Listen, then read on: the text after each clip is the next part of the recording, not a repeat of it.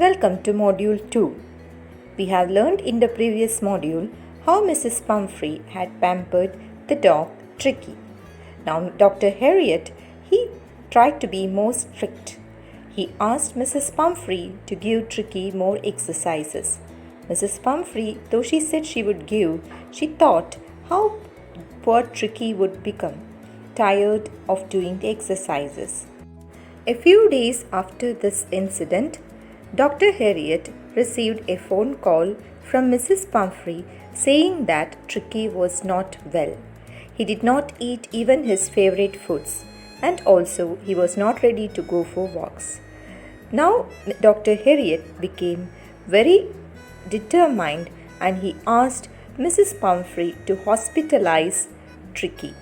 Mrs. Pumphrey was not ready, but Dr. Harriet stressed on the fact that without being hospitalized, Tricky would not get cured.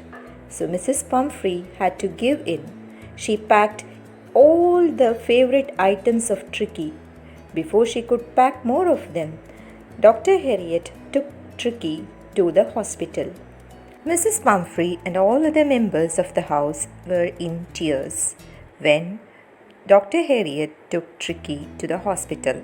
Dr. Harriet felt pathetic towards the little dog who could only wag his tail with great effort when he patted him on his back.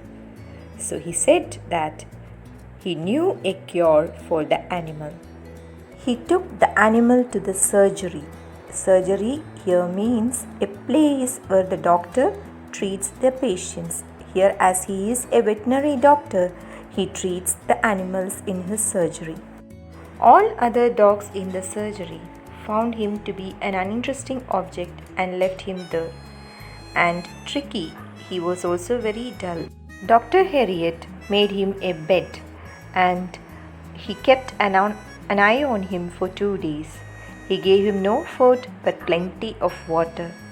After 2 days, he showed some interest in the surroundings. And the 3rd day, he made a little sound when he heard the other dogs barking. Now let's check our understanding. What was it that Mrs. Pumphrey telephoned Dr. Harriet and tell? What did she tell Dr. Harriet about Tricky's health? Let's discuss the rest of this lesson in the next module. Hope you have understood till this. Thank you.